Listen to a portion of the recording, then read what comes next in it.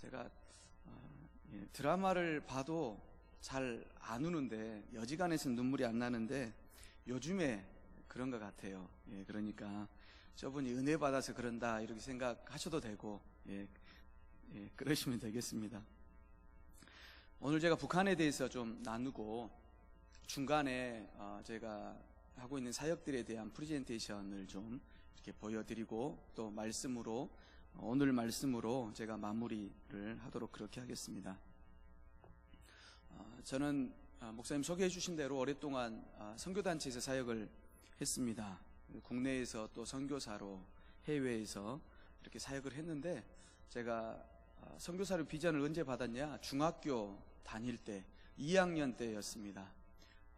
집회에서 은혜 받고 내가 선교사가 되어야겠다라고 하는 결정은 창세기 12장 말씀을 읽으면서 결정을 했습니다. 12장 1절부터 보면 하나님께서 아브라함을 부르셔서 네가 동서남북을 바라보라 이렇게 말씀하세요. 내가 보이는 땅을 내가 너에게 다 주겠다. 그래서 제가 땅 욕심이 있어서 그런지 잘 모르겠지만 아무튼 동서남북을 바라보라 그래요. 그래서 이거는 분명 넓은 땅이다. 넓은 땅이고 좀 상상을 해봤어요. 광활한 땅이다. 동서남북을 바라볼 정도면. 그래서 중국이구나 나의 부르심은. 이렇게 그때 결정을 했습니다. 나는 중국 선교사를 가야겠다.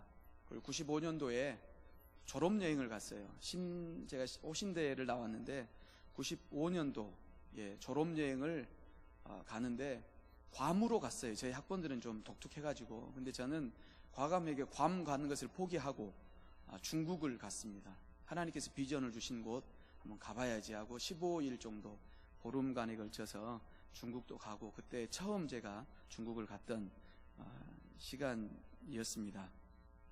그게 제가 이 사역자가 된 어떤 계기가 되었던 것 같습니다. 북한에 대해서는 제가 꿈도 안 꿔봤습니다. 마지막 제 사역지는 제가 태국이나 몽골이나 이런 곳에서 훈련 사역 주로 이렇게 했는데, 마지막 사역지가 제가 뉴질랜드였습니다. 2011년도까지 그곳에서 사역을 했는데, 어느 날 하나님께서 한국을 들어가라는 마음을 주셨어요. 제가 다른 일 때문에 금식하고 있는데 하나님께서 그런 마음을 주셨습니다. 일주일 작정하고 금식했는데 3일째 정도 지났는데 상황도 그렇고 하나님 주신 마음도 그렇고, 그래서 제가 하나님 음성을 잘 듣는 사람은 아닌데 주변적인 여건이나 아니면 하나님 주신 마음이나 모든 것이 맞아떨어지는, 제가 거부할 수 없는 그런 거였어요. 그래서 아까 목사님께도 잠깐 나눴지만 제가 영주권을 받으려고 한 600만 원, 700만 원 정도 드는 돈을 들여서 준비를 다 하고 서류도 다 통과하고 이제 인터뷰만 2주 후면 하게 돼 있는데 들어가라는 그런 마음을 주셔서 제가 결정했어요. 제 아내한테 이야기했더니 흔쾌히 하나님 그런 마음 주시면 그렇게 하자고 이렇게 해서 들어오게 됐습니다. 한 달 만에 정리하고 들어왔어요. 제가 가장 먼저 했던 것은 이민국에 이메일을 보내는 것부터 했습니다. 제가 이렇게 트라이를 하고 있었는데 내가 이것을 취소해야겠다, 미안하다 이렇게 하고 하는 것, 왜냐하면 미련이 남을까봐. 그래서 이제 짐 4개, 제가 딸이 2인데 가지고 2011년 4, 5월에 광주로 돌아오게 됐습니다. 그동안에 많은 은혜가 있었어요. 그래서 과정 속에서 하나님께서 나를 보내신 게 맞구나 라고 하는 확인을 여러 가지로 했습니다. 제가 살 집이 없었는데 어느 날 묵상하고 아침에 이제 이사를 가야 돼요. 근데 갈 곳이 없으니까 우리 딸아이가 용돈 받았던 50만 원을 빌려가지고, 이제 오랫동안 외국 생활하다 들어왔으니까 친척들이 용돈을 줬을 거 아니에요. 그래서 그거 50만 원 가지고 이제 계약을 했습니다. 계약을 50만 원 계약하고 나머지는 좀 빌려서 보증금 내고 500에 30만 원 되는 집으로 들어가자 하고 이제 50만 원 계약금을 걸었는데, 이사 바로 전날 있는데 전화가 왔어요. 누가 아는 분이. 그래서 이렇게 광주에 안 쓰는 집이 하나 있는데 그걸 사용할 거냐고. 그래서 저는 아멘이죠. 사용할게요 했습니다. 그래서 오랫동안 비워놨다고. 그래서 가장 오래된 아파트, 광주에서 한 30년 된 아파트였어요. 5층 올라가 봤더니 진짜 오랫동안 안 썼어요. 그래서 한 5년 정도 비어있는, 주인은 순천 분이고요. 그랬습니다. 근데 그분이 어떤 훈련을 받으시다가 아침에 묵상하는데 하나님이 그 집 비워두지 말고 쓸 사람, 필요한 사람 있으면 주라는 그런 마음을 주셨나 봐요. 그래서 제가 아는 분에게 그걸 나눴는데 그분이 제 형편을 아니까 전화를 했습니다. 가봤더니 진짜 못 살겠더라고요. 제 생각은 한 500만 원 정도 제가 전세 보증금을 이제 주려고 했으니까 한 300만 원 정도 해서 수리를 해도 좋겠다. 그래도 몇 년을 살면 그게 더 낫겠다고 갔는데 도저히 답이 안 나와요. 근데 그렇게 생각하고 있는데 그분이 오셨어요. 오셔서 순천에서 오셔가지고 본인이 집을 다 수리를 해주시겠다고 그러셔서 다 수리해 주셔서 제가 지금까지 2011년 지나고 2년 지나고 2년부터 그 집에서 살고 있습니다. 그렇게 하나둘 하나님께서 제가 염려했던 것들, 그리고 이제 나갈 때 다 정리하고 갔기 때문에 아무것도 남는 게 없잖아요. 선교사가 나갈 때보다 들어올 때가 힘들어요. 그래서 혹시 중간에 선교사님 들어오시면 잘 해주시기 바랍니다. 나갈 때는 모두 축복해주고 이렇게 보내는데 들어오면 선교사 마음 안에 실패감이 있습니다. 실패감. 내가 성공한 선교사가 돼야 되는데 중간에 이렇게 들어온 부분에 대해서 되게 죄책감이 많습니다. 부담도 되고 나를 이제까지 기도해주고 후원해 주셨던 분들에 대한 미안함이 있는 겁니다. 근데 그렇게 하나님이 확인해 주셨고 살림살이도 하나 둘, 지금 보면 제가 평생 한 번도 못 가져봤던 양문 냉장고가 집에 있고요. 드럼 세탁기가 있어요. 제가 뉴질랜드에서 집사람이 드럼 세탁기 한번 써봤으면 좋겠다 뭐 이랬는데 저희 집에가 드럼 세탁기가 있습니다. 농도 3개짜리가 2개나 있습니다. 부러우시죠?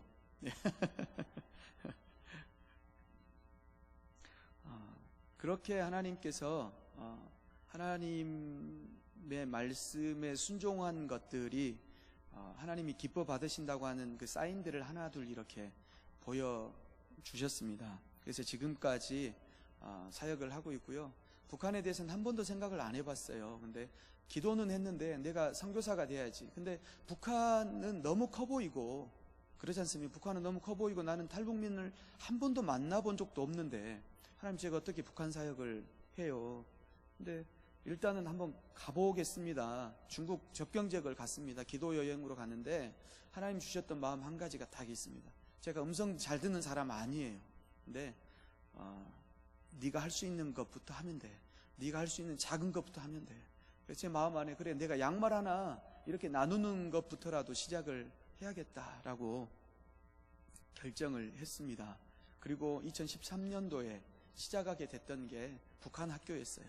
저는 선교단체에 있으면서 훈련 사역을 오랫동안 했거든요. 거의 대부분을 청년 아니면 청소년 또 직장인들 아니면 목회자 이런 훈련 학교에서 학교를 인도하는 책임자로 사역을 했거든요. 그래서 학교는 하나님 제가 잘 할 수 있어요.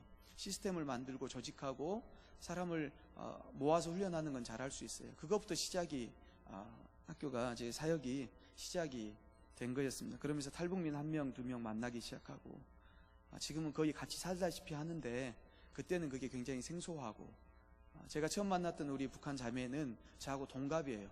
그래서 만나는 순간 제가 친구하기로 했습니다. 아직 시집을 안 갔고 성형수술을 한 13번 정도 해서 인조인간처럼, 왜냐하면 북한에 있을 때 특수부대에 있었어요. 근데 한국에 와서 자기 얼굴이 이렇게 알려지면 북한에 있는 가족들 그리고 자기가 늘 그런 두려움이 있었기 때문에 자기 얼굴을 그렇게 바꾸던 것이 이제 습관처럼 중독처럼 이렇게 돼가지고 여러분이 그 얼굴을 가만히 보고 계시면 막 저는 소름이 좀 끼쳐요. 사실 마주보고 앉아있으면 좀 불안해요. 저 코 이렇게 누르면 삐뚤어질 것 같은 실리콘이 들어있기 때문에 혹시 여러분 어쩔 수 없는 이유 때문에 얼굴에 좀 그렇게 하신 분들이 괜찮습니다. 여러분 가운데서 자유함을 얻으시기를 바라고 아무튼 그랬습니다. 근데 북한은 선교, 그러면 저도 선교사 이렇게 부르심을 받을 때 북한은 생각을 안 했어요. 중국 아니면 저기 중앙아시아 어디 인도 차이나 반도 뭐 이런 것만 생각을 했거든요. 근데 돌고 돌아서 하나님께서 저를 원래 그 부르심의 자리 가운데 많은 훈련을 시키셨죠. 원래의 부르심의 자리를 가져다 놓으신 것 같아요. 왜냐하면 우리가 어떻게 그것을 확인할 수 있냐면 행복해요. 힘들어도 그 일이 행복하다는 거예요. 즐겁고, 아무리 일은 힘들어도 마음은 행복하고 즐거워요. 그러면 그것으로 확인하는 거예요. 하나님이 나를 이 길로 보내셨구나. 왜냐하면 하나님이 기뻐하시는 길로 가면 저도 기쁜 거예요. 저도 기쁘고 즐겁고 삶이 만족스럽고, 이전까지는 사역은 열심히 했고 또 잘했고, 잘했다고 제 입으로 말하니까 좀 그런데 주변의 분들이 그래도 잘했다고 이야기를 해주세요. 그래서 잘한 줄 알고 있었는데 뉴질랜드 가가지고 완전히 깨졌어요. 제가 혼자 할 수 있는 게 아무것도 없더라고요. 언어도 잘 안 되죠. 누가 나 안 데리고 가면 어디 갈 줄도 모르죠. 운전하는 그 룰도 잘 모르죠. 어린아이 같아요. 이제 크리스마스쯤에 갔는데, 그래서 예수님이 이 땅에 어린아이로 오셨다는 게 얼마나 우리에게 큰 은혜고 시사하는 바가 큰 줄을 제가 알았어요. 크리스마스의 의미, 어린이로 아무것도 할 수 없는, 그 어미의 돌봄이 없으면 당장 생명도 유지할 수 없는 그 어린아이로 우리 하나님이 오셨다는 게, 이게 저한테 너무 새롭게 오는 거예요. 예수님이 너무 큰, 하나님이 너무 큰 우리에게 사랑을 주셨구나라고 하는 거. 그래서 제 삶을 반성하게 됐어요. 제가 잘나서 잘한 줄 알았는데 저랑 같이 있었던 많은 사역자들이 옆에 있었기 때문에 가능했던 일이었던 거예요. 그래서 돌아가서 그걸 느끼는 순간부터 제가 한 사람 한 사람 메일을 보내기 시작했어요. 이제까지 구박도 하고 막 야단도 치고 헌신이 부족하다고, 정신 상태가 안 좋다고 막 이러면서 야단도 쳤는데 결국은 제가 메일을 다 보냈습니다. 고맙다고, 너 때문에 내가 이제까지 사역을 할 수 있었다고. 아마 우리 목사님도 아까 나누신 거 보니까 여러분에게 굉장히 감사한 마음이 크신 것 같아요. 그때 알았어요. 저는 나 혼자 할 수 있는 게 없구나. 결국은 가장 가까이에 있는 이 사람들로 인해서 일은 이루어지고 사역이 되어지고 하는 것이지, 결코 나 한 사람의 능력이 뛰어나서 뭔가를 할 수 있는 것은 아니구나라고 하는 그런 깨달음을 얻게 됐습니다. 내가 북한을 생각을 안 했는데 왜 이 북한은 우리의 많은 선교지 중에 한 군데가 아니라 이곳은 반드시 해야 되는 필연적인 곳이라고 제가 생각을 하게 됐냐면, 사도 바울의 삶을 보면서 제가 그것을 느끼게 되었습니다. 고린도후서 11장 24절에 보면 뭐라고 이야기하냐면, 바울이 당했던 핍박과 고난이 열거되어 있어요. 어떻게 열거되어 있냐면, 유대인들에게 40에서 하나 감한 매를 5번 맞았으며 3번 태장으로 맞고 1번 돌로 맞고 3번 파선하고 일주야를 깊은 바다에서 지냈으며 동족의 위험과 강의 위험과 바다의 모든 이 어려움들에 대해서 열거하고 있습니다. 근데 하나 들어온 게 뭐냐면, 유대인들에게 40에서 하나 감한 매를 5번 맞았다는 겁니다. 왜냐하면 율법으로는 40대밖에 때리도록, 40대만 때리도록 되어 있어요. 그게 넘어가면 안 되니까 40에서 하나 감한 매, 하나를 줄여서 때리는 거예요. 실수할 수도 있으니까. 그런데 그저 그런가 보다 했어요. 5번 그냥 그렇게 맞았나 보다, 그런 어려움을 겪었나 보다. 근데 사도행전 22장 25절에 보면 이런 말씀이 나옵니다. 예루살렘에 바울이 올라갔는데 그때도 복음을 전하는 것 때문에 유대인들에게 핍박을 당해요. 많이 맞고 소란이 일어나니까 로마 군대가 출동을 하게 됩니다. 그래서 보니까 소란스럽고 많은 문제가 일어날 것 같으니까 천부장이 지시해가지고 바울을 데리고 영내로 들어가는데, 바울이 또 거기서 설교하고 그래요. 그래서 어쨌든 천부장이 바울을 데려다가 병사들에게 명령을 합니다. 채찍으로 때려서 무슨 잘못을 했는지 고백을 받아라, 이렇게 명령을 해요. 그래서 백부장이 바울을 채찍으로 때리려고 하는데 바울이 25절에 이런 말을 합니다. 바울이 곁에 서 있는 백부장들을 이르되, 너희가 로마 시민된 자를 죄도 정하지 아니하고 채찍질을 할 수 있느냐 하니. 이렇게 이야기하니까 내가 로마 시민권자인데 너희가 나를 신문도 않고 재판도 안 하고 이렇게 매를 때릴 수 있느냐 그랬더니 백부장이 하얗게 질려버립니다. 그래서 당장 가서 천부장에게 이야기를 해요. 저 바울이란 사람이 로마 시민권을 가진 사람이라고 합니다. 그러니까 천부장도 이 일로 근심해요. 천부장이면 1000명의 군사를 거느린 사람이에요. 권세가 대단한 사람이죠. 근데 로마 시민권 된 자를 채찍질했다는 이 한 가지, 신문하지 않고 재판하지 않고 채찍질을 했다고 하는 이 한 가지 때문에 근심하는 것을 보게 돼요.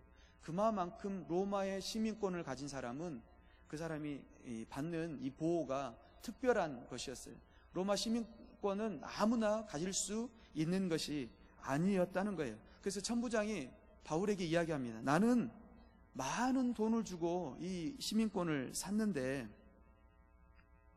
너는 어떻게 시민권을 가졌냐? 그랬더니 바울이 나는 날 때부터 로마 시민권자다라고 이야기합니다. 그래서 천부장이 성경에는 그 결박한 것 때문에 두려워하니라 이렇게 기록이 되어 있습니다. 여러분, 로마 시민권을 가지기 위해서는 그 로마의 용병들은 25년을 군대에서 복역을 해야, 복무하고 마치면 우리가 잘 아는 베테랑이라고 하는 단어가 거기서 나와요. 퇴역 군인이라고 하는 의미가 있어요. 25년을 복무하고 퇴역하면 그에게 로마 시민권이 주어지는 거예요. 그만큼 로마 시민권은 갖기가 어려운 것이었다는 거예요. 로마 시민은 어떤 권리를 누릴 수 있느냐? 6m가 넘는 토가라고 하는 뒤에 질질 끌려다는 거 있잖아요. 요거를 차고 다닐 수 있는 권리가 있었습니다. 그러면서 나는 로마 시민이요 라고 하는 표를 내는 것이죠. 그리고 투표권이 있었고 고문이나 구금을 함부로 당하지 않았고 고소와 항소 그리고 재판의 권리가 있었습니다. 그리고 노역이나 세금이 면제되는 특권이 있었습니다. 그래서 많은 사람들이 로마의 시민권을 가지기 위해서 노력했어요. 그래서 바울이 뭐라고 이야기합니까? 너희가 로마의 시민권이 아니라 하늘의 시민권을 갖기 위해서 노력하라, 이렇게 바울이 성경에서 말하는 것을 여러분 기억하실 겁니다. 근데 바울이 어떻게 로마 시민권을 가졌을까? 로마의 유명한 우리 카이사르 시저라고 하는 사람이 있잖아요. 시저가 암살을 당하잖아요. 그래서 삼두 정치가 시작합니다. 3명이 분할해서 옥타비아누스, 안토니우스 이런 사람들이 로마를 분할해서 이렇게 다스리게 됩니다. 그 중에 안토니우스라고 하는 사람, 클레오파트라하고 이렇게 사랑에 빠졌던 이 안토니우스가 다른 나라를 정복하기 위해서 사울이 살았던 길리기아 지방이 주둔하게 됐는데, 역사가들은 그렇게 이야기하더라고요. 이때의 길리기아 이 다소성의 사람들이 이 군대를 굉장히 많이 이렇게 후원하고 도왔다고 해요. 그래서 그것 때문에 이 안토니우스가 이 지역의 사람들에게 시민권을 부여했고, 그 후손된 바울은 나면서부터 로마의 시민권을 가졌다고 이야기해요. 자, 이거는 어쩌면 사족이고요. 왜 근데 바울은 자기가 로마의 시민권을 가진 것을 말하지 않았을까? 라고 하는 의문점이 생기는 겁니다. 왜? 그렇게 유대인의 그 형벌이 있잖아요. 40의 사나 가만매.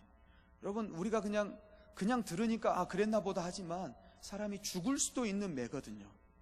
그 매를 40을 맞아야 돼요. 5번이나. 왜 그랬을까? 제가 중학교 때 싸우다가 선생님한테 종아리를 한 30대 맞은 적이 있거든요. 아주 죽겠더라고요. 근데 그것도 이제 봐가면서 때린 거겠죠. 피멍이 들고 막, 저도 그런 매 많이 맞았거든요. 근데 복음을 전하다 맞았으면 참 좋았을 텐데 까불다 맞아가지고 말할 거리가 안 돼요. 근데 왜 그럴까? 복음을 위해서. 우리 유승준이라는 그 가수가 있었죠. 그 미국의 시민권을 가져서 본인이 군대를 안 갔지 않습니까? 그 뒤로 배심죄에 걸려가지고 입국 금지가 되고 있어요. 똑같은 겁니다. 사도 바울이 복음을 전하다가 유대인들이 자기를 때리려고 할 때에 나는 로마 시민권자다, 너희가 나를 그렇게 때리면 안 된다라고 이야기했으면 그 이후로 사도 바울이 자기의 동족들에게 복음을 전할 수 있는 기회는 없어졌을 겁니다. 너 로마 시민권자라며, 네가 왜 여기 우리 회당에 와가지고 복음을 전해? 너는 로마 시민권자잖아. 그러면 로마 시민권자처럼 살아. 이렇게 복음을 전할 수 있는 기회를 얻지 못했을 겁니다. 사도 바울은 그래서 자기 동족들에게, 흔히 우리가 사도 바울은 이방인의 사도 이렇게 이야기하는데, 그가 이방인의 사도였던 건 맞지만 자기 동족에 대해서도 이렇게 피 끓는 사랑을 가지고 있었다는 거예요. 북한은 우리의 동족이에요. 우리가 동포라고 이야기해요. 그래서 제가 말씀드리는 것은 북한은 많은 선교주 중에 한 군데가 아니라 반드시 우리가 사도 바울처럼 우리가 매를 맞고 고난을 당하더라도 회복되어져야 되는 우리의 형제요 자매라고 하는 겁니다. 바울은 이것 때문에 이 모진 고난을 몸소 당하는 거예요. 모르고 한 번은 맞을 수 있어요. 근데 한 번 맞으면 그것이 얼마나 고통스러운지를 알기 때문에 두 번은 하기 싫어하는 것이 사람의 생리라고 하는 거예요. 이 말씀을 이렇게 이런 각도에서 보니까 사도 바울의 그 존경했던 마음이 더 실제가 되는 거예요. 정말 그렇구나. 사도 바울이 자기의 동족을 위해서. 근데 왜 이 롬 백부장이 때리려고 할 때는 왜 자기가 로마 시민권자라고 이야기했을까? 지극히 계산된 행동이라고 하는 겁니다. 사도행전 19장 21절에 보면 이렇게 기록하고 있어요. 이 일이 있은 후에 바울이 마게도냐와 아가야를 거쳐 예루살렘에 가기로 작정하여 이르되 내가 거기 갔다 후에 로마도 보아야 하리라. 로마까지 가려고 하는 바울의 계획이 있었던 겁니다. 바울은 로마로 가는데 어떤 방법을 택했습니까? 항소하는 거예요. 가이사에게 항소하는 것. 이 재판받을 권리를 바울이 사용하는 겁니다. 그래서 이때는 내가 로마 시민이다 라고 이야기합니다. 그래서 아그리빠 왕도 만나고 가면서 로마까지 그냥 공짜로 가는 거예요. 그러면서 복음을 전하고 가면 죽을 줄 알아요. 예루살렘에 갈 때에도 많은 사람들이 가면 너에게 핍박이 기다릴 거다라고 이야기를 했습니다. 몰라서 간 게 아니에요. 그러나 사도 바울은 자기 동족에게도 복음이 전해져야 되고 하나님이 본인에게 주신 그 사명을 감당해야 되는 이 책임이 있었기 때문에 하나님의 자기를 부르신 그 부르심에 끝까지 그렇게 순종했다는 것입니다. 어느 시대에나 시대정신이 있습니다. 일제시대 때는 무엇이 시대정신이었습니까? 독립이 시대정신이었습니다. 빨리 일본 압제에서 벗어나는. 그리고 나서 6.25가 닥쳤습니다. 6.25 때는 뭐가 또 시대정신일까요? 빨리 전쟁 후에 혼란한 나라를 수습하고 빨리 회복하는 것이 그때의 시대정신이었습니다. 그래서 많은 우리의 조상들이 일제의 압제에서 벗어나기 위해서 독립운동을 했고 그 모진 고문과 순환을 당하면서 이 민족의 독립을 위해서 자기 생명을 드렸던 것이고 6.25 후에는 이 전란을 극복하기 위해서 혼란스러움을 극복하기 위해서 자기 인생을 들여서 그렇게 나라를 복구시켰다는 거예요. 그리고 60년대, 80년대는 뭡니까? 산업화죠. 나라의 경제가 세워지기 위해서 얼마나 많은 우리의 누나들, 우리의 오빠들 얼마나 많은 희생을 했습니까? 저도 일남 모녀 중에 5째인데 저희 둘째 누나, 셋째 누나는 학교를 정상적으로 다니질 못했어요. 중학교 때 중퇴하고 서울로 올라갔습니다. 야간 학교를 다니면서 낮에는 우리가 흔히 이야기하는 공돌이 공순이로 그렇게 일을 했어요. 중학교 2학년 때 저희로서는 지금 상상을 할 수 없는 거죠. 그렇지 않습니까? 제 기억으로 저희 집이 농사를 지었는데 저희 둘째 누나가 그때에 그 중학교 2학년 그 14살, 15살 나이에 그렇게 힘들게 일해가지고 제가 기억하기 그때 당시에 60만 원인가를 가지고 저희 집에 소를 사주셨어요. 저희 아버지가 그걸 너무 좋아하셨죠. 근데 그 소가 어떻게 잘못돼가지고 죽었어요. 이렇게 목에 줄이 감겨가지고.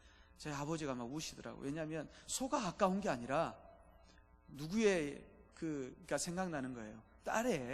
제가 딸 둘인데 충분히 그러고도 남겠다. 통곡을 하고도 남겠다. 왜냐하면 그 어린 딸 제대로 공부도 못 시키고 객지에 나가서 고생해서 번 돈으로 산 건데 그게 죽으니까 그게 안타까운 거예요. 그 과정들을 거치면서 우리나라가 부강해지고 잘 살게 되었습니다. 그냥 되어진 게 아니라는 이야기입니다. 누군가의 희생이 있었고 누군가의 헌신이 거기는 반드시 있었다는 이야기예요. 8, 90년대는 어떻습니까?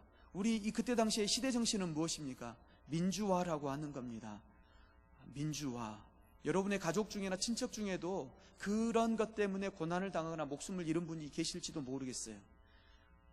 그 많은 사람들이 민주화라고 하는 군부 독재에 맞서서 사람이 자유롭게 살 수 있는, 인간답게 살아갈 수 있는 그 세상을 만들고자 희생을 했다는 이야기입니다.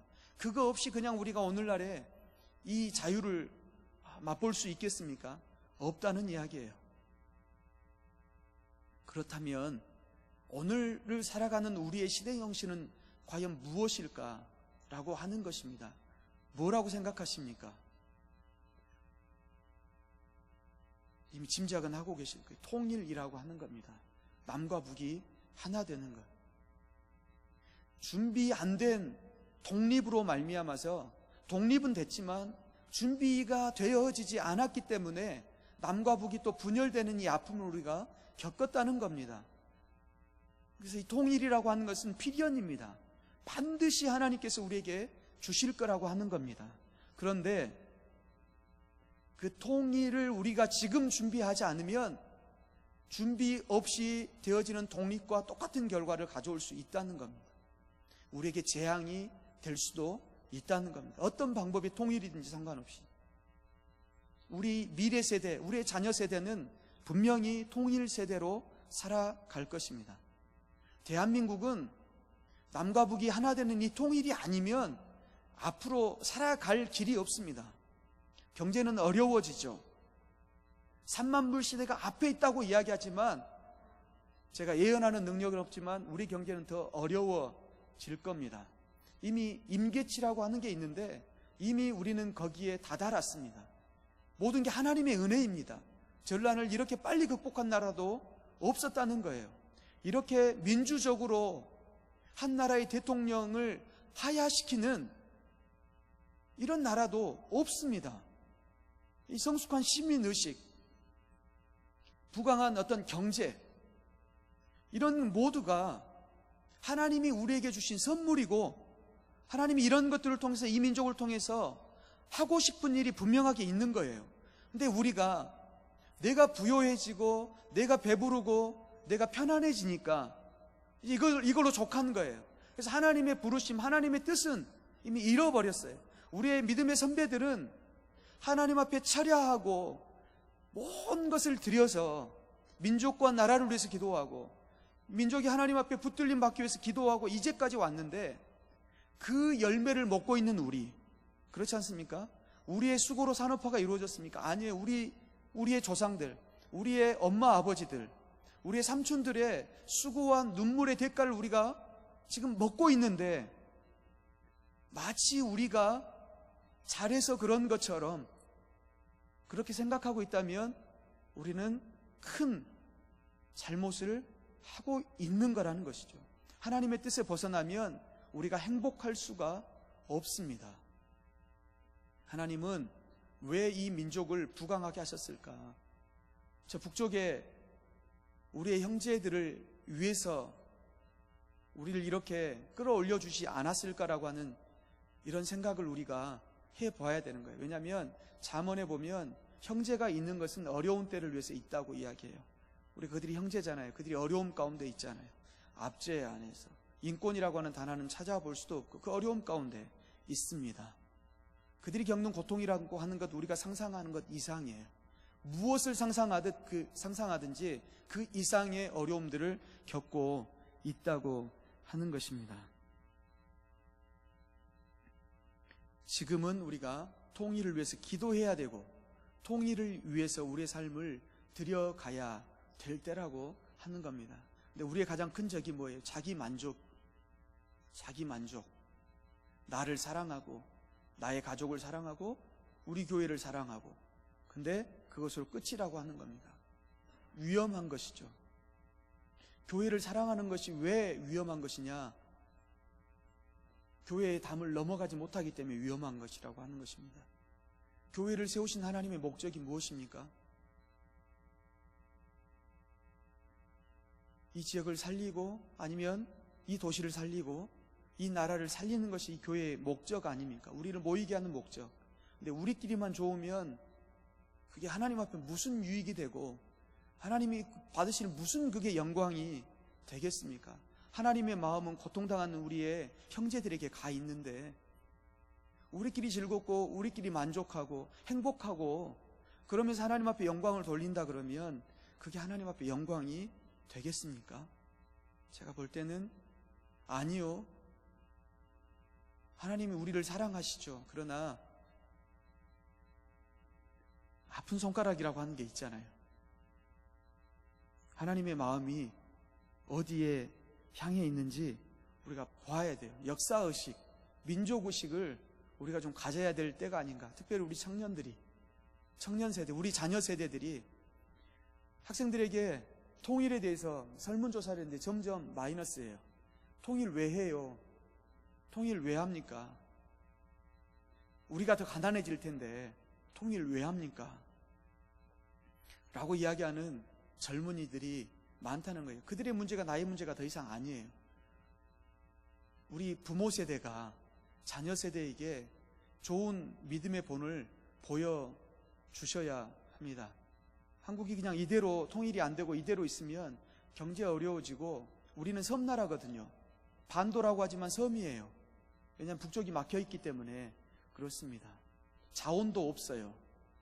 사람이 자원인데 막 헬조선 뭐 이러면서 다 떠나요. 좋은 인재들이.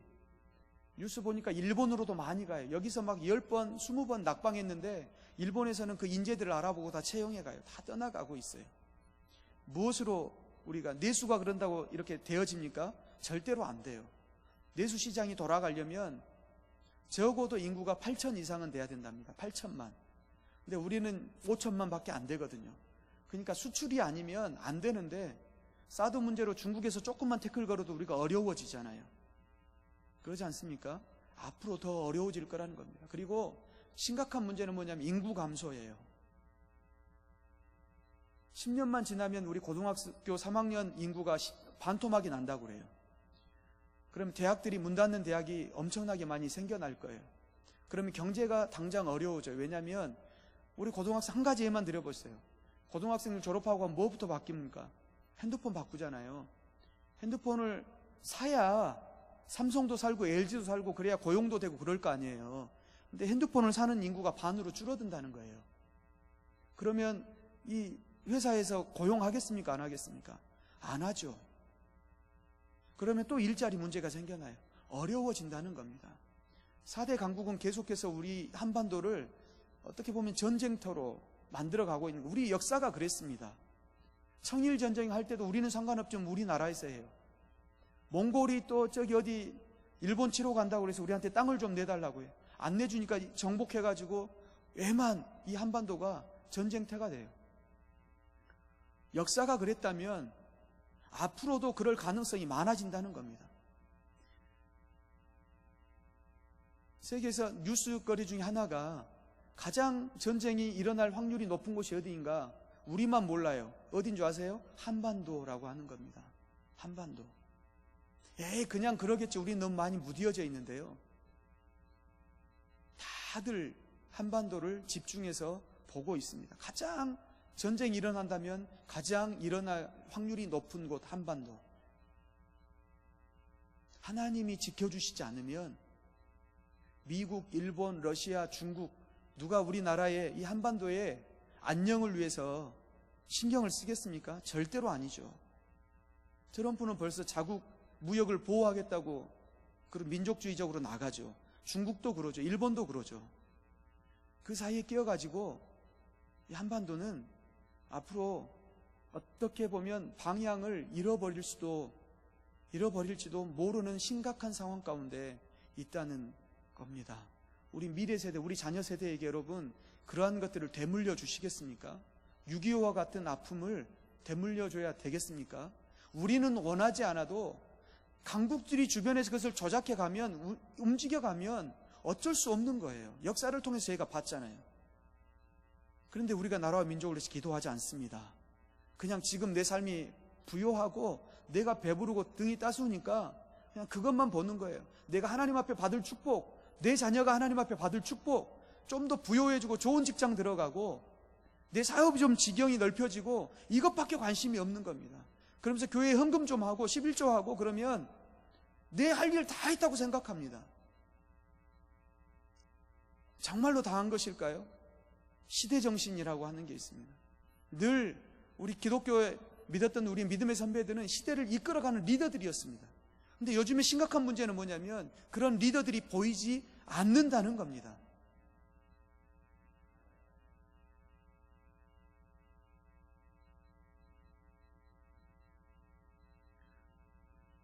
그래서 저희가 이 나라와 민족을 위해서 기도해야 되고 남과 북이 하나 되는 것, 남과 북이 하나 되는 것은 단지 우리의 어떤 잘됨이나 이런 것들을 위해서가 아니라 이 동북아시아의 평화가 곧 이 세계 열방의 평화와 직결되어 있다는 겁니다. 단순히 우리가 하나 됩시다, 둘이 나눠졌으니까 하나 됩시다가 아니라 이거는 세계 평화를 가져오는 너무나 역사적인 일이라고 하는 겁니다. 물론 우리 북한의 동포들이 저 억압과 눌림 속에서 자유를 얻어야 됩니다. 거대한 감옥이에요. 중국을 가보면 철조망이 다 쳐져 있어요. 그리고 북한의 경비병들이 50m마다 초소를 두고 지키고 있는데 군인은 외부로부터 자기 민족을 지키는 게 군인인데 북한은 그렇지 않아요. 자기 민족들에게 총불을 겨누고 있어요. 자기 백성들 도망갈까 봐 그것 때문에 총불을 거느리고 있는 그런 나라가 어디에 있습니까? 생각하면 생각할수록 어려운 거예요. 마음이 아파지는 거예요. 그 거대한 감옥 속에서 오늘도 자유를 위해서 그 강을 건너는 사람들이 있어요. 그러다가 죽어요. 많은 사람들이 죽습니다. 김정은 정권에 들어서면서 더 철저하게 통제하고 철저하게 감시하기 때문에 강바닥에 못을 박은 판자를 깔아가지고요, 맨발로 건너다가 못 밟고 비명지르고 그러면 그거 잡는 거예요. 총으로 쏴서 죽이고. 토요일날 저희 센터에 한 자매가 와서 간증을 해요. 제가 토요일마다 밥상 공동체를 합니다. 우리 탈북민들을 초청하고 주변에 있는 우리 한국분들, 북한을 알기 원하는 분들을 초청해서 같이 밥을 먹고 이야기를 나누면서 북한을 알아가는 그런 작은 모임들을 토요일마다 가지고 있어요. 근데 한 자매 간증하는데 그래. 자기 17배 건넜는데 6명이 건넜대요, 브로커랑. 근데 북한에서 수문을 열었는데 수문을 열지 못하고 모르고 건너다가 손잡고 건넜는데 5명은 다 빠져 죽고, 자기 혼자 어떻게 이렇게 건너보니까 중국이었는데 14살짜리가 하나가 같이 건넜는데 배가 이만큼 나와가지고 물을 먹어가지고, 그래서 껄딱껄딱 죽어가면서 하는 이야기가 뭔지 아세요? 나 죽으면 물에 밀어 넣어달라고. 왜냐하면 나 여기 있다가 우리 저쪽에서 북한 사람들이 나 이렇게 발견하면 우리 가족이 다 죽으니까 나를 밀어 넣어달라고. 그래서 그때는 이 자매가 17살이었어요. 그래서 그 시체를 꼴딱으로 넘어가는 죽은 시체를 물에 떠내려가도록 그렇게 하고 왔노라고 그렇게 이야기를 해요. 중국에서 저희가 구출홈을 운영을 하고 있어요. 한국을 부득이하게 와야 되는, 이탈을 했는데 강을 건넜는데 갈 곳이 없어 어떻게 한국행을 해야 될지 모르는 사람들을 연결이 되면 제가 모처에서 데리고 있습니다. 데리고 있으면서 양육하고 보내는 일을 해요. 작년 여름에 한 자매가 저한테 부탁을 했어요. 자기가 아는 사람이 중국에 그렇게 살고 있는 탈북민 자매가 부탁을 한 거예요. 몸이 아파서 한국행을 해야겠다고. 그래서 좀 도와줄 수 없겠느냐고. 그래서 제가 도와줬어요. 어디에 사는지 해서 현장에서 일하는 우리 선생님이 가서 데리고 왔어요. 홈에다가 데려다 놨어요. 근데 견디다가 못하니까, 뒤에도 이야기하겠지만 치료를 못 받고 병원을 못 가니까 그렇게 있다가 왔는데 이미 이 병이 다 돼가지고요, 어떻게 죽었는 줄 아세요? 제 홈에 데려다 놨는데 병원에 갔는데 이제 이미 늦은 거예요. 그래서 집에 데려다 놨는데 며칠 안 있어서 배가 이렇게 복수가 차고 불러서 복수가 터져서 죽었어요. 장례도 못 치러주잖아요. 어떻게 해요? 그거 데리고 나가면 CCTV 있고 뭐 이러는데 안 되는 거예요. 그 시신 처리하는 데만 2천만 원이 들었어요. 그것도 뒤에 이제 냄새 나고 막 그러니까, 사람이 그렇게 부패하면 냄새 나고 그러잖아요. 약품 처리했는데 몰래 해야 되니까 왜 죽어서도 장례도 제대로 못 치르는 그런 사람들이 중국에만 20만 명이에요. 우리 북한 자매들이, 여러분의 딸 같고 여러분의 손녀 같은 그런 자매들이 20만 명이 그렇게 있다는 이야기입니다. 결국은 그 일 때문에 공안의 추적이 시작됐어요. 집주인 냄새가 너무 나니까 신고하고, 그래서 작년에 저도 여권을 바꿨어요. 새 여권으로. 이름은 안 바꿔주더라고요. 여권 번호만. 그래도 이렇게라도 해야 되니까.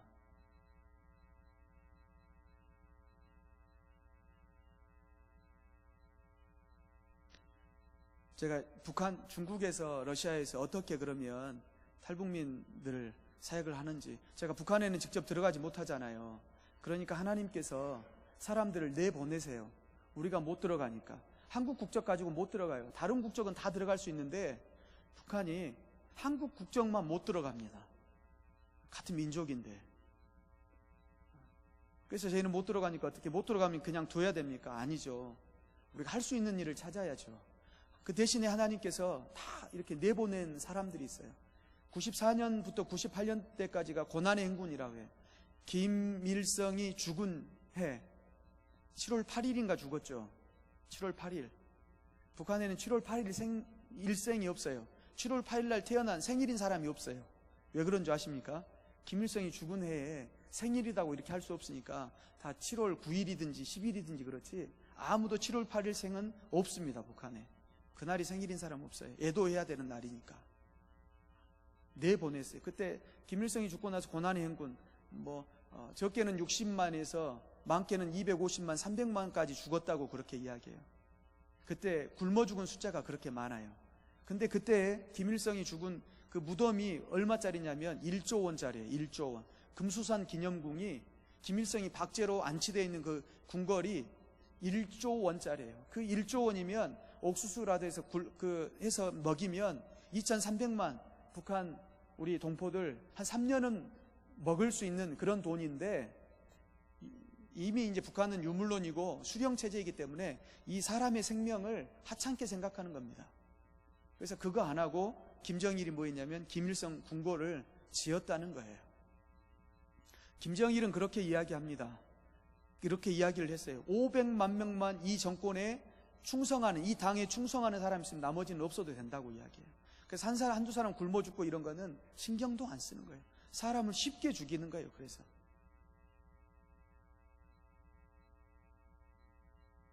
프리젠테이션 하겠습니다. 33번부터 좀 부탁드릴게요.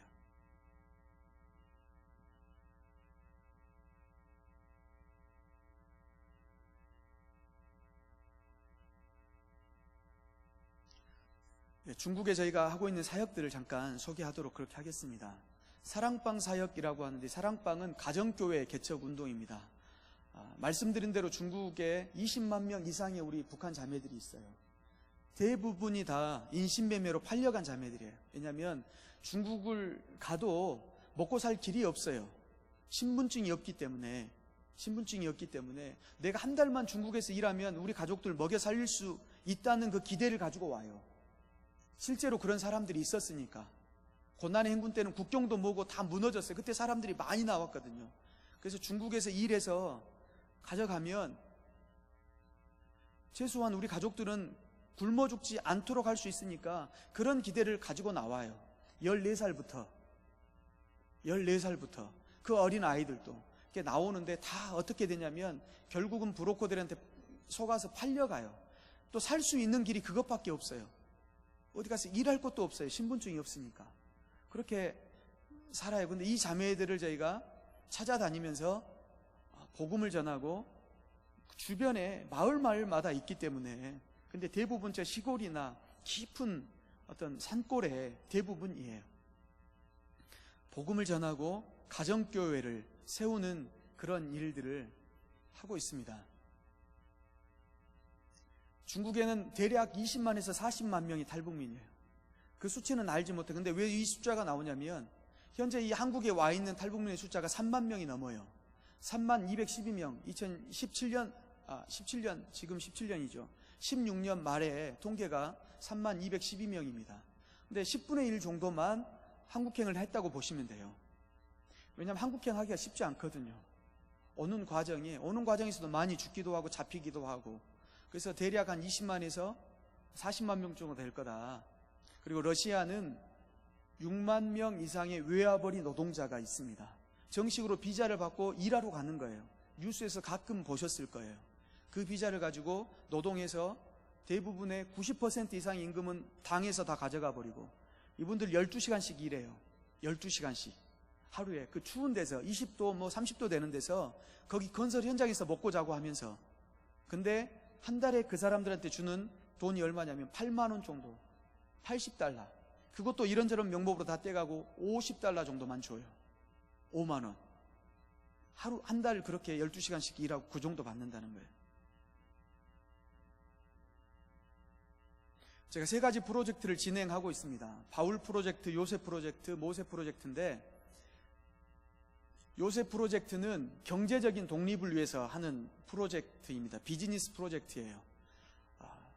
그래서 요셉처럼 이 자매들이 가슴에 한 가지 눌리는 아픔이 있는데 뭐냐면, 북에 있는 가족들에게 돈을 보내야 된다는 그 부담이 있어요. 근데 팔려갔는데 중국의 이 형제들도 시골에서 뭔가 문제가 있거나 나이가 들도록 장가를 못 간 사람들이 이 자매들을 돈을 주고 사는 거예요. 근데 그 돈도 한 1,000만 원 정도의 거래가 돼요. 1,000만 원 정도. 97년도에는 우리 광주에서 같이 사역하는 우리 그 탈북민 자매 간사는 자기가 간증을 하고 이야기하니까 제가 말씀드릴 수 있는데, 97년도 말에 자기는 2,000위안이 팔려갔다고 해요. 2,000위안이면 우리 돈으로 40만 원이에요. 그것도 자기가 11년을 살면서 2,000위안이 팔려갔는데, 그것도 자기가 상리를 해가지고 그 돈도 빌린 돈이라 자기가 일해서 그 돈을 다 갚았다고 이야기를 해요. 근데 지금은 1,000만 원에서 한 1,400만 원, 나이에 따라서 조금 이 거래되는 가격이 좀 달라요. 그렇게 팔려가는데 대부분이 어려운 과정이에요. 그래서 이 자매들이 일을 해서 해야 되는데 남편들 월급이 우리 돈으로 한 40만 원 정도예요. 한 달 기껏 일해봤자. 그 일자리도 없어요. 그러니까 멀리 나가서 막 일을 하는데 그 정도밖에 안 돼요. 그러니까 돈을 못 보내잖아요. 그러니까 마음이 아픈 거예요. 그것 때문에 어떤 자매는 자기를 또 팔아요. 그걸 우리 사역자들 안에서는, 자기들 안에서는 뜀뛰기라고 해요. 달리기 한다 그래요. 비근한 내로 우리 지금 한국에 와 있는 자매인데, 부관하고 통화를 하다가 엄마가 잡혔어요. 이 통화가 걸려가지고. 그래서 그 감옥에 갇히게 됐어요. 구류소에. 그러니까 이 자매가 너무 죄책감이 큰 거예요. 엄마가 나하고 통화하다 잡혔으니까 돈을 쓰면 꺼낼 수 있는데 200만 원, 300만 원 돈을 써야 되는데 돈이 없잖아요. 그러니까 이 자매가 선택한 게 뭐냐면 자기를 다시 파는 거였어요. 친구한테 이야기해가지고 나 좀 팔아달라고. 그래서 한 10,000위안, 1,000만 원을 받든지 받으면 둘이 나누는 거예요. 갔다가 도망치려고 생각을 했어요. 근데 친구가 팔았는데 어디까지 팔려갔냐면 백두산 밑에서 저기 내몽골까지 팔려간 거예요. 키도 조그만 해요. 키도 조그만 해가지고 내몽골까지 팔려갔어요. 얘도 복음을 들은 애예요. 양육을 받던 애예요. 근데 어쩔 수 없는 상황이 되니까 그렇게 된 거예요. 그래서 도망쳐 나와가지고 내몽골은 게르를 치잖아요. 몽골식. 한 군데를 찾아갔어요. 그래서 전화 좀 쓰자고 남편한테 전화하려고 했는데 이 주인이 공안한테 신고를 한 거예요. 공안이 와서 잡아갔네요. 그래서 공안이 와서 잡아서 구치소에 이렇게 넣었는데 밤새도록 기도를 했답니다. 배운 건 있어가지고 하나님 잘못했으니까 한 번만 나 살려달라고 기도했답니다. 밤새도록. 근데 다음날 아침에 공안이 와가지고 이야기하는 게 밤새도록 꿈자리가 뒤숭숭해가지고 내가 도저히 너를 못 넘기겠으니까 빨리 가라고. 근데 나 지금 차비도 없다고. 그러니까 공안이 가서 티켓까지 끊어줘서 그렇게 온 거예요. 다시 한동안 사라져서 안 보였어요. 근데 왜 그랬냐 했더니 남편한테는 돈 벌러 간다고 가가지고 그렇게 자기를 팔았던 거예요. 그래서 다시 돌아왔어요. 근데 그 마을 전체의 사랑방은 그 백두산 밑에 사랑방이 있었는데 처음 개척됐던 곳인데 4명의 자매들이 다 한국을 왔어요. 왜냐하면 공안들이 명절 때면 잡아가지고 돈 내놓으라고 벌금을. 저희들이 그 얘네들 벌금 물어주느라고. 왜냐면 돈이 없잖아요. 공안들이 명절을 세려고 이 벌금을 이렇게 뜯어내요. 잡아가서. 북송은 안 시키고 다행히. 그래서 제가 벌금을 물어주고 나서 남편들하고 이야기해서 도저히 여기 안 되니까 한국을 가라. 가는 게 좋겠다고 그래서 다 한국에 4명이 다 나와 있습니다. 그래서 이 자매들을 어떻게 좀 경제적으로 좀 도움을 줄 수 있을까라고 해서 시작된 프로젝트가 요셉 프로젝트입니다. 모세 프로젝트는 자녀들에 대한 프로젝트예요. 탈북 2세 자녀들이 굉장히 많습니다. 이 자매들이 한족과의 사이에서 낳은, 근데 호적이 없어요. 호적을 가질 수가 없어요. 엄마가 탈북민이기 때문에. 이건 차세대의 교육 선교로서 너무 중요한 우리 자원들이에요. 이 아이들을 거기 놔두면 중국에서도 문제가 되고 우리도 문제가 돼요. 왜냐하면 엄마들이 또 거기 있다가 애들만 남겨두고 한국행을 하거든요. 그러면 이 아이들이 엄마가 찾아오면 다행이지만 한국에 대한 증오심을 갖게 돼요. 엄마 나 버리고 한국 가버렸다고 이렇게 생각을 하는 거예요. 그런 아이들이 너무 많은 거예요. 그래서 그 아이들을 어떻게 우리가 미래의 모세처럼 이렇게 자기 민족을 구원할 아이들로 양육할 수 있을까? 시간이 너무 빨리 가네요. 네. 대다수가 가족 부양 목적으로 탈북을 합니다. 그리고 북한 내 가족들과 다 연락이 되고 있고, 이 자매들 대부분이 북한 내 가족에게 재정을 공급해주는 그런 일들을 하고 있어요. 저희가 사역하는 현장이 있는 곳이, 별표는 저희 센터가 있는 것이, 센터는 뭐 어떤 큰 건물이 아니라 아파트 있죠. 중국 사람들 사는 그 밀집 지역의 아파트를 얻어서 이렇게 저희가 센터로 사용하고 있는데, 길림성하고 연용성 그리고 허베이 뭐 이렇게 사역을 하고 있고, 빨간 곳은 뭐냐면 우리의 사랑방 교회가 있는 지역들입니다. 주로 국경지역에서도 많이 떨어져 있는 곳이죠. 센터가 지금은 5군데 정도의 이 센터가 운영이 되고 있습니다. 제가 드라마를 봐도 잘 안 우는데, 여지간해서 눈물이 안 나는데 요즘에 그런 것 같아요. 그러니까 저분이 은혜 받아서 그런다 이렇게 생각하셔도 되고, 그러시면 되겠습니다. 오늘 제가 북한에 대해서 좀 나누고, 중간에 제가 하고 있는 사역들에 대한 프레젠테이션을 좀 이렇게 보여드리고, 또 말씀으로, 오늘 말씀으로 제가 마무리를 하도록 그렇게 하겠습니다. 저는 목사님 소개해 주신 대로 오랫동안 선교단체에서 사역을 했습니다.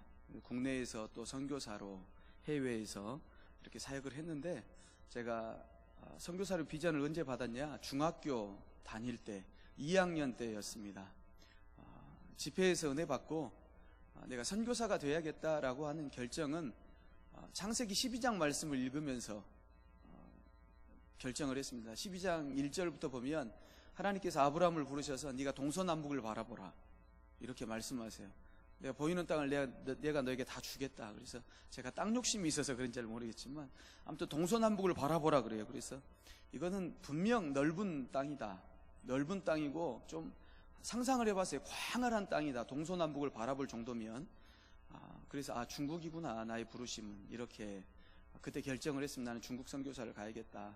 그리고 95년도에 졸업여행을 갔어요. 제가 50대를 나왔는데 95년도 졸업여행을 가는데 괌으로 갔어요. 저희 학번들은 좀 독특해가지고. 근데 저는 과감하게 괌 가는 것을 포기하고 중국을 갔습니다. 하나님께서 비전을 주신 곳 한번 가봐야지 하고 15일 정도 보름간에 걸쳐서 중국도 가고, 그때 처음 제가 중국을 갔던 시간이었습니다. 그게 제가 이 사역자가 된 어떤 계기가 되었던 것 같습니다. 북한에 대해서는 제가 꿈도 안 꿔봤습니다. 마지막 제 사역지는 제가 태국이나 몽골이나 이런 곳에서 훈련 사역 주로 이렇게 했는데, 마지막 사역지가 제가 뉴질랜드였습니다. 2011년도까지 그곳에서 사역을 했는데, 어느날 하나님께서 한국을 들어가라는 마음을 주셨어요. 제가 다른 일 때문에 금식하고 있는데 하나님께서 그런 마음을 주셨습니다. 일주일 작정하고 금식했는데 3일째 정도 지났는데 상황도 그렇고 하나님 주신 마음도 그렇고, 그래서 제가 하나님 음성을 잘 듣는 사람은 아닌데 주변적인 여건이나 아니면 하나님 주신 마음이나 모든 것이 맞아떨어지는, 제가 거부할 수 없는 그런 거였어요. 그래서 아까 목사님께도 잠깐 나눴지만 제가 영주권을 받으려고 한 600만 원, 700만 원 정도 드는 돈을 들여서 준비를 다 하고 서류도 다 통과하고 이제 인터뷰만 2주 후면 하게 돼 있는데 들어가라는 그런 마음을 주셔서 제가 결정했어요. 제 아내한테 이야기했더니 흔쾌히 하나님 그런 마음 주시면 그렇게 하자고 이렇게 해서 들어오게 됐습니다. 한 달 만에 정리하고 들어왔어요. 제가 가장 먼저 했던 것은 이민국에 이메일을 보내는 것부터 했습니다. 제가 이렇게 트라이를 하고 있었는데 내가 이것을 취소해야겠다, 미안하다 이렇게 하고 하는 것. 왜냐하면 미련이 남을까봐. 그래서 이제 짐 4개, 제가 딸이 2인데 가지고 2011년 4, 5월에 광주로 돌아오게 됐습니다. 그동안에 많은 은혜가 있었어요. 그래서 과정 속에서 하나님께서 나를 보내신 게 맞구나 라고 하는 확인을 여러 가지로 했습니다. 제가 살 집이 없었는데 어느 날 묵상하고 아침에 이제 이사를 가야 돼요.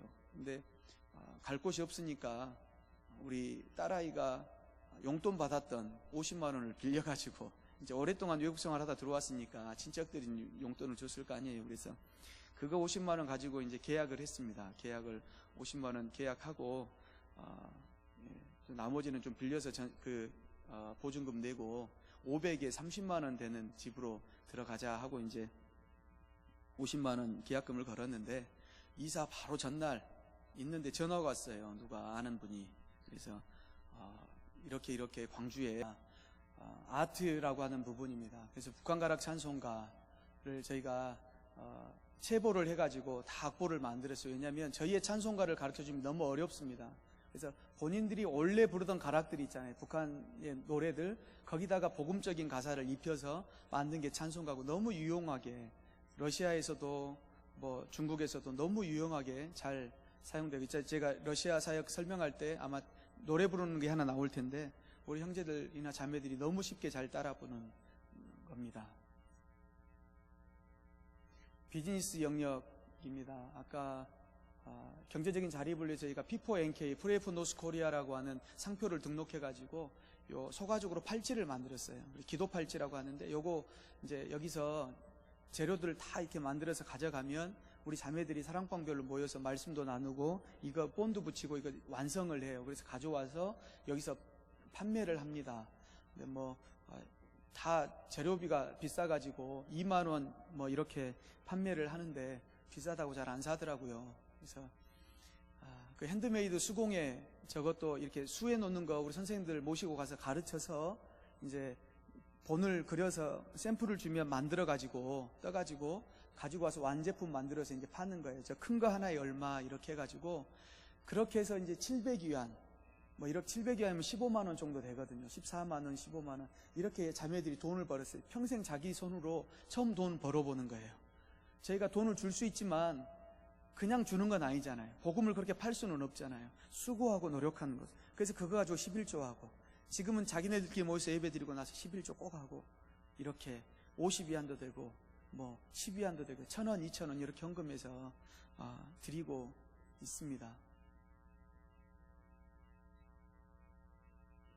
팔찌는 제가 차에 갖고 왔는데 미처 갖고 오지는 못했어요. 그래서 혹시 마음 있으시면 목사님 통해 말씀하시면 다음에 한번 이렇게 구입해 주시면 요게 저희가 먹는 게 아니고 다 우리 자매들 병원비며 구출 비용이며 아이들 장학금이며 이런 비용으로 다 나가니까 괜찮습니다. 교회 영역입니다. 처치 영역인데 사랑방 가정교회 개척하는 처음에 한 사람으로 시작했습니다. 2년 전에 한 사람으로 하나님이 엄청 은혜를 주셨어요. 근데 이 자매가 막 마약도 하고 이제 막 죽으려고 하고 뭐 이런 자매인데 한국에 나와 있는 이 자매의 친구가 어떻게 연결돼서 이 한국에 있는 이 탈북민이 소개를 시켜줬어요. 그래서 가서 만났네요. 저희가 찾아가서 만나고 축복해주고. 근데 뒤에 그렇게 생각했대요. 또 올게요. 한 달 후에 또 올게요. 그랬더니 안 믿었대요. 왜 나를 찾아오겠어? 나는 버림받은 사람이고 내가 무슨 가치가 있어서 나를 찾아오겠어? 이렇게 생각했는데 한 달 뒤에 또 갔죠. 가서 만나고 했더니 봉투에다가 신발 단화 하나 넣어놨더라고요. 처음 만났을 때. 왜 이거 해놨니? 한국 갈 때 신으려고. 산 넘고 해야 된다고 그래서 이렇게 사놨다고 그래. 야, 이거 갖고는 안 돼. 튼튼해야 돼. 제가 다음에 한 달 뒤에 갈 때 튼튼한 신발을 사서 줬습니다. 근데 지금도 안 신고 있어요. 그거 보기만 한대요. 그거 안 신고 자기가 어떻게 결정했냐면 자기 한국 안 가고 여기서 자기도 사람 장사 했을 거 아닙니까? 자기가 소개해서 또 이렇게 했을 거 아니에요. 그런 애들 자기가 복음 전하고 그런 다음에 가겠다고 했는데 아직까지도 못 오고 있어요. 안 오기로 했어요. 힘들 때면 가끔 이야기해요.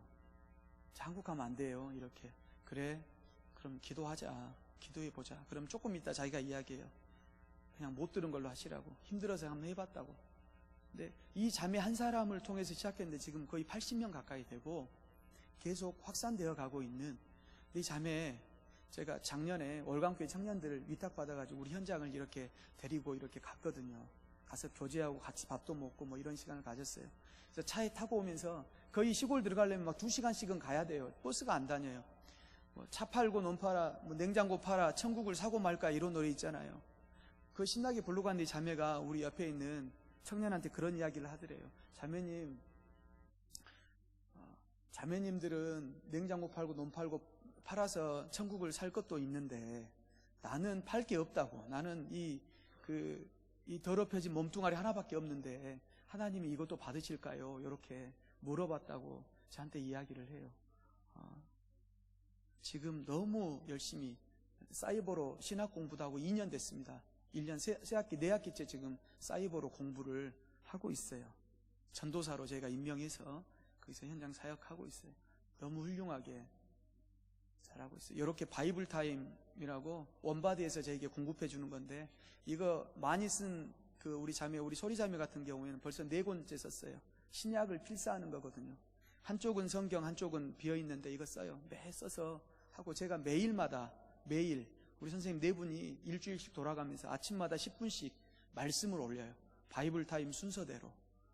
이번 주는 제 순서라 제가 오늘 아침에도 이렇게 올렸는데 녹음해서 웨이신 이런 SNS로 올리면 자매들 그거 듣고 예배드리고 그 말씀 묵상해서 또 아멘 어떤 것이 마음에 와닿는지 또 이렇게 SNS 또 올리고 이렇게 하고 있습니다. 만나서 복음 전하고 많은 기적이 일어나요. 마음이 가난하니까 이 mp3 이런 거 아까 영상에도 보셨지만 제가 400개를 어디서 또 후원을 해주셔가지고 다 넣어가지고 주거든요. 어떤 자매는 그거 듣고 찬송가도 다 들어있는데 찬송가 책도 있잖아요. 근데 한 자매는 그 400곡이 넘는 찬송가를 다 들은 거예요. 적으려고. 근데 그거 하다가 손가락이 굽어져가지고 안 펴졌는데 그거 쓰려고 손가락 이렇게 볼펜을 잡았는데 손가락이 펴지는 거예요. 기적이 나타나요.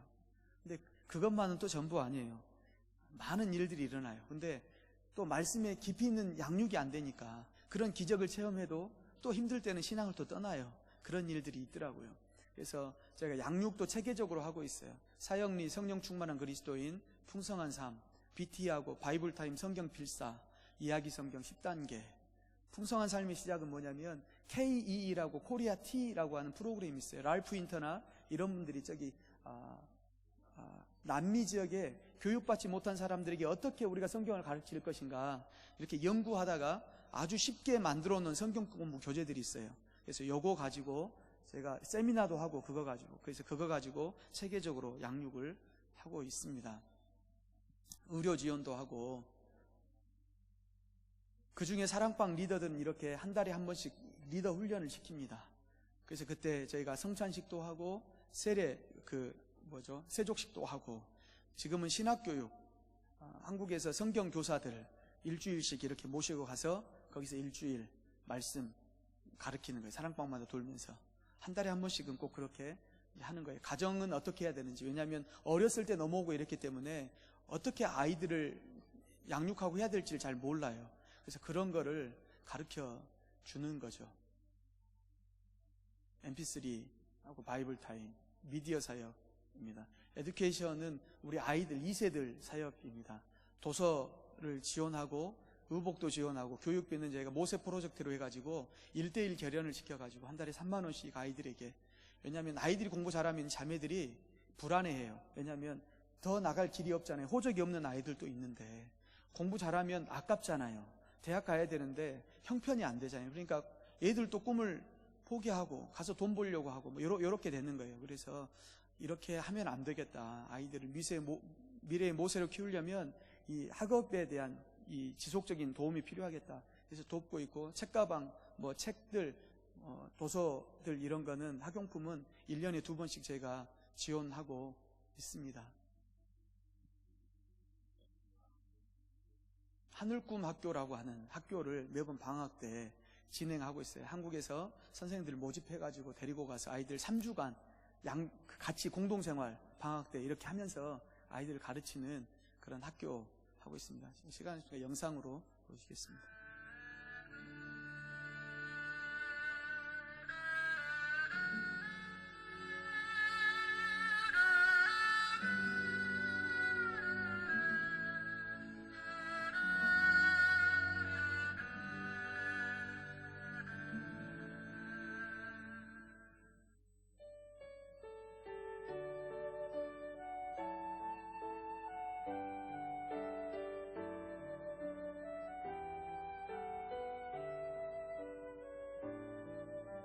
感谢跟我们合作的父母们、老师们，还有宝贝我们的学生们，谢谢。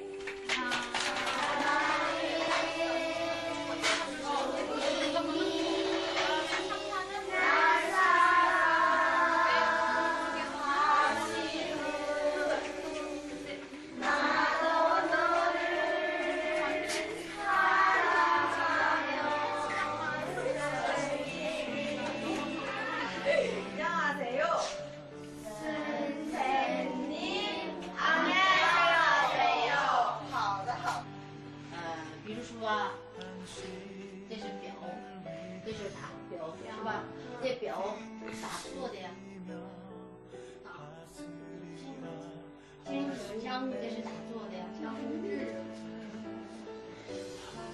这一个表是用啥玩意儿的？用什么东西的？记得，对，来表，记得，滴滴答滴答答。Deep in my heart, deep down, deep down, deep down in my heart. 1,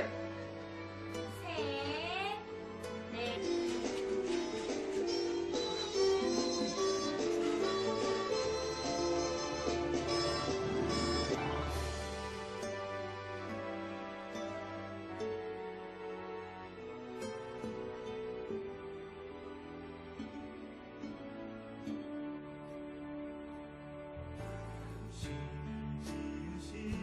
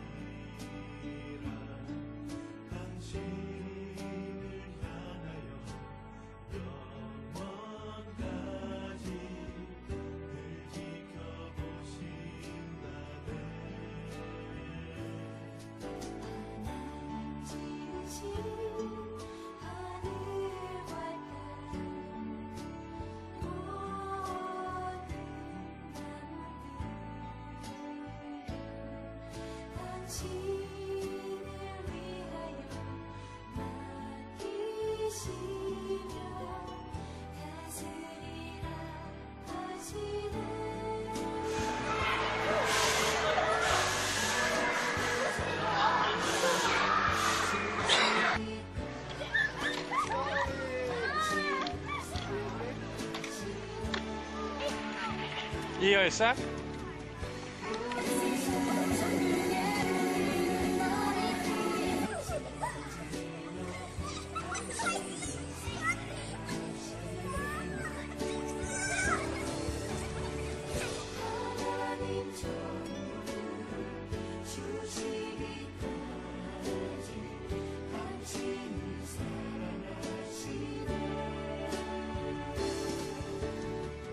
모든 수고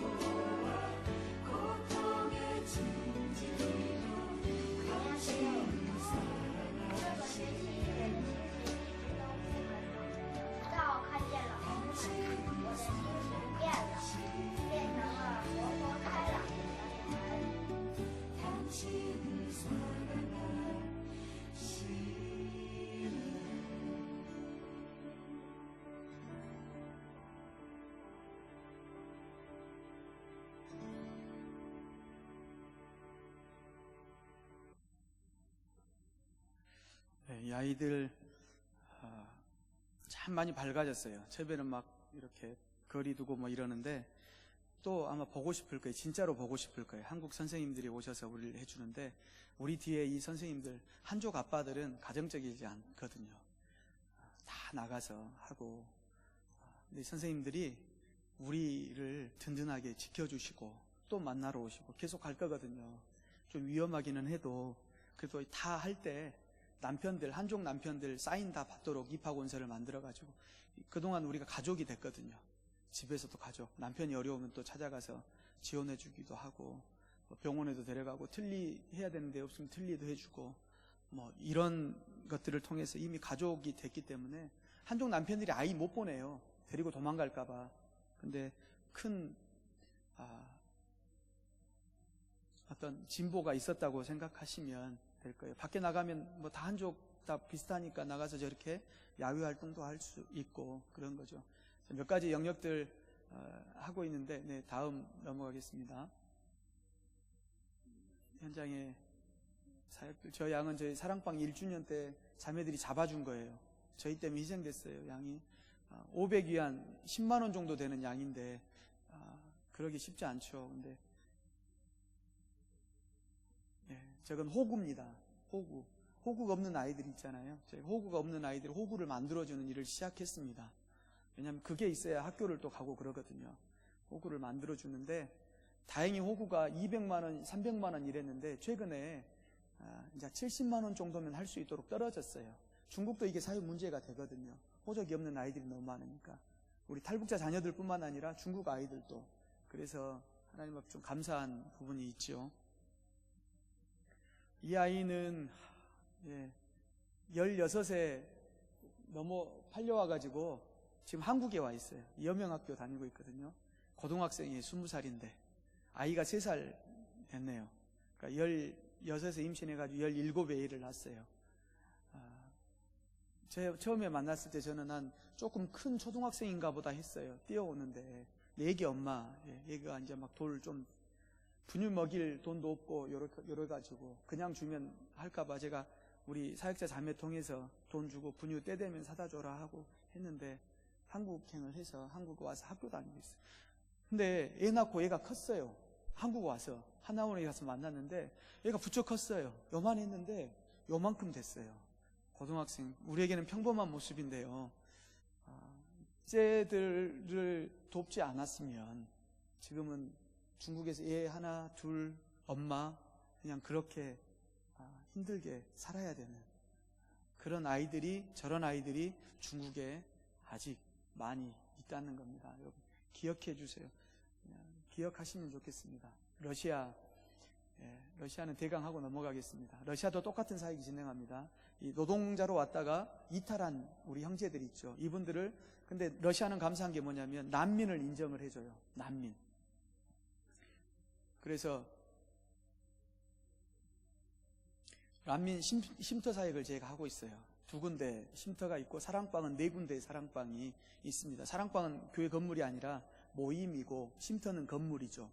2군데 쉼터를 운영하고 있으면서 미디어 이들을 통해서 그 핸드폰에 들어가는 심에다가 이렇게 그 다큐든지 한국을 알 수 있는 거, 또 공산주의의 그 잘못된 모순들, 또 성경 이런 거 다 넣어가지고 그 고려인들이 하는, 그래서 제가 고려인 사역을 시작하게 된 거예요. 광주에서 고려인들이 하는 상점이나 이런 데 무상으로 그냥 놔둬요. 와면 북한 노동자들 오면 그냥 무상으로 주든지, 영화도 넣고 하니까 좋아하거든요. 그런 거 보면서 체제에 대한 것들을 깨달아요. 복음도 알게 되고. 그래서 이탈하는 경우도 생겨나기 시작했습니다. 그래서 러시아 사역이 그렇게 진행되고 있고요. 이건 야쿠츠라고 하는 지역. 밖은 50도예요. 영하 50도. 영하 50도 상상이 되세요? 밖은 영하 50도인데 안에서는 반팔을 입어야 돼요. 너무 더워요. 그러니까 러시아 가면 추워서 힘든 게 아니라 더워서 힘들어요.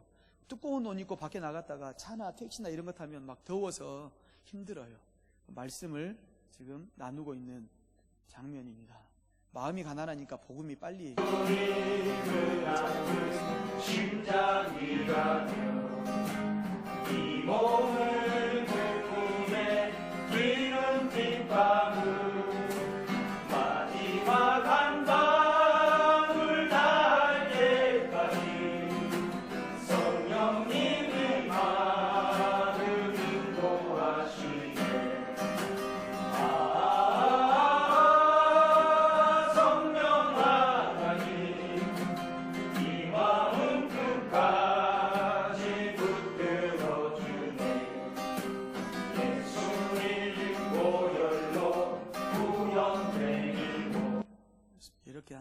기쁨 찬양하는데, 이게 다 북한가락 찬송가 있죠? 만들었던 그 악보에다가 이 가사만 입혀놓으니까 다 따라 쉽게 부르는 거예요. 한 번만 들으면 다 아는 거예요. 예수 만나고 나서 10년간 가지고 다니던 저 책을 버렸습니다. 운명 바꾸기 뭐 이런 거 있잖아요. 이런 지역 이름이 나왔네요. 예, 탁구 우리 센터에 지하에 탁구장이 있어서 저희 탁구 치는 거예요. 저기 어떤 분하고 제가 탁구를 쳤냐면, 제가 있죠. 저기 그 반팔 입고 옆에 지켜보고 있는데, 리분이라고 혹시 아세요? 그 코리아 탁구 영화 코리아의 주인공 리분이, 예, 그 같이 국가대표했던 형제가 한 명이 저기가 있어요. 그분도 이제 한국 왔어요. 그저께 나왔어요. 저기서 양육받고 하다가 거쳐서 나와서 지금 제주도에 집을 받아서 정착을 했습니다. 그러니까 난민증이 발급이 되기 때문에 저희도 통역관하고 인권변호사 같이 만나야 돼요. 저 이탈해가지고 22년 되는 분을 만났는데, 그동안에 떠도는 거예요. 22년 동안 피해 다니고 떠돌고 난민증을 신청해 보려고 했지만 자기 힘으로는 잘 안 되는 거예요. 근데 저희 팀 안에가 그 통역관이 있어요. 러시아 선교사로 오래 일했던 분인데, 이분하고 러시아 인권변호사 같이 가서 서류하면 늦어도 한 달이면 이 난민증이 나오는 거예요. 그럼 난민증 가지고 저희 센터에 쉼터에 들어와 있다가 시간이 되면 조금 있다 나오면 모스크바로 이동을 하는 겁니다. 예배 드리는 모습이고요. 저 의자의 뒷모습 머리 곱슬한 형제가 엊그저께 저희 순천 학교에 와가지고 이제 간증도 하고 있어요. 하나님 은혜가 되게 컸거든요. 저 형제가 탈출하는 과정에서부터. 그래서 한국 나와서 지금 서울에 정착해서 있습니다. 이렇게 짐을 25kg 이상씩을 늘 가지고 이렇게 다녀야 됩니다.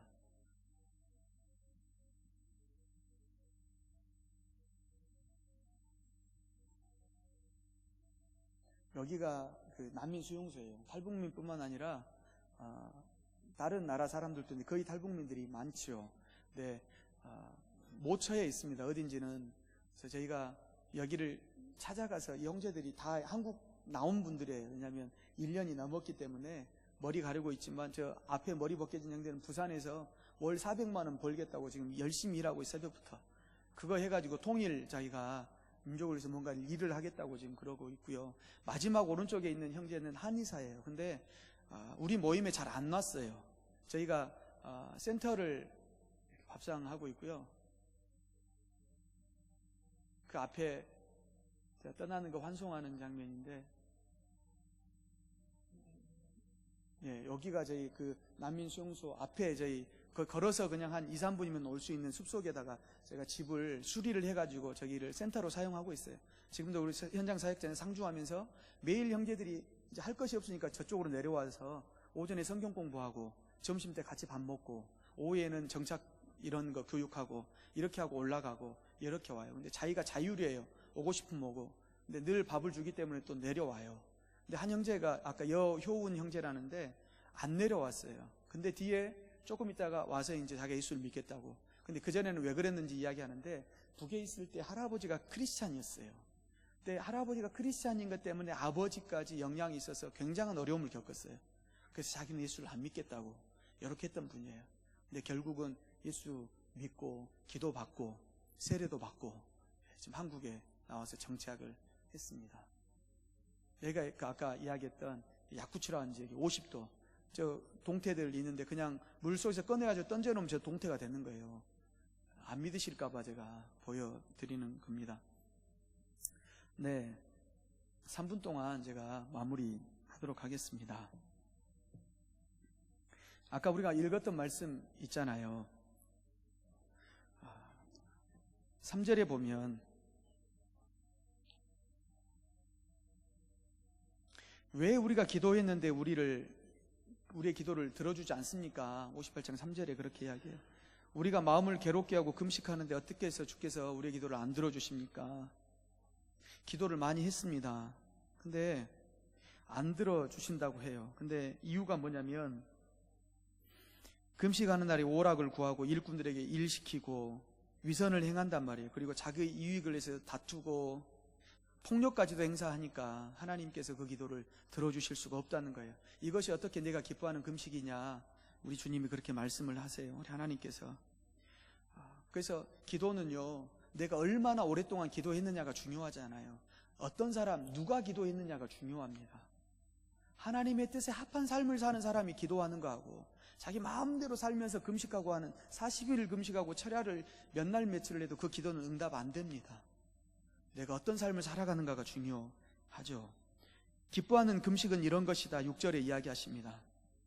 흉악의 결박을 풀어주며 멍에의 줄을 끌어주며 압제당하는 자를 자유하게 하는 것, 그리고 줄인 자에게 양식을 나누고 유리하는 빈민을 집에 들이고 헐벗은 자를 보면 입히고 내 골육을 피하여 스스로 숨지 아니하는 것이 아니겠느냐. 7절 말씀을 한번 자세히 보시면 줄인 자에게 내 양식을 나누어 주며 라고 이야기합니다.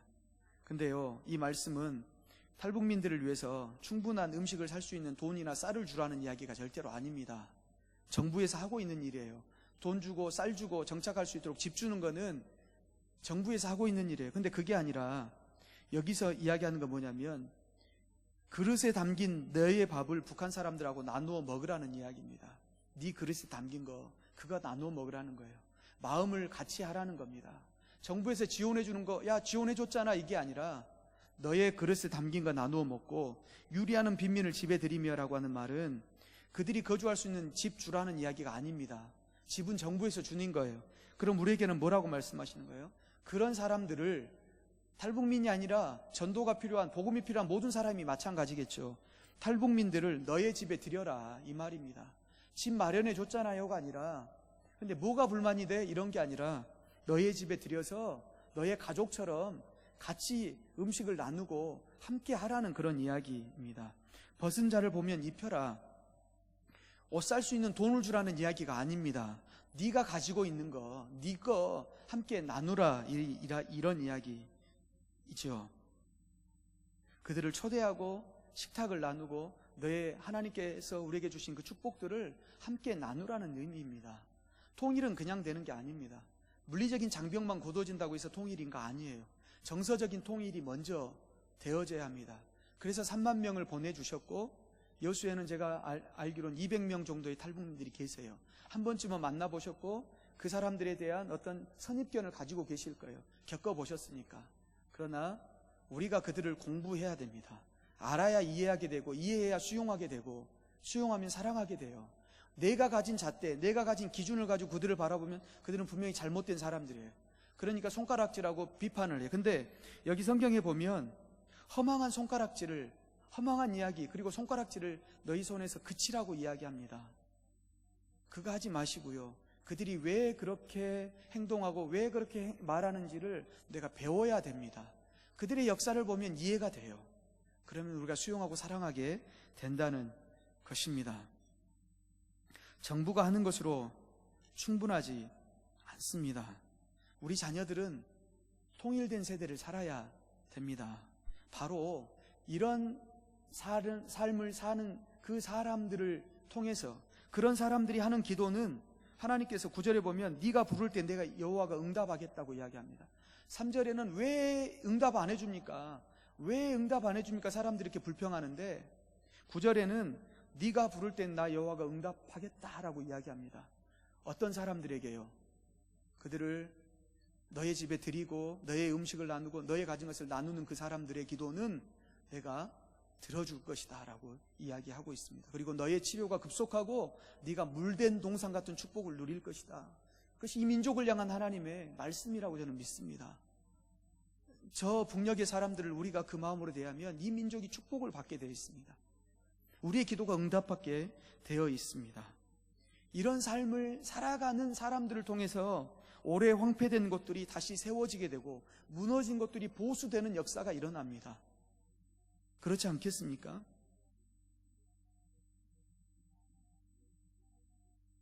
예레미야 5장 1절에 보면 마지막 말씀으로 읽겠습니다. 하나님께서 너희는 예루살렘 거리로 빨리 다니며 그 넓은 거리에서 찾아보고 하라.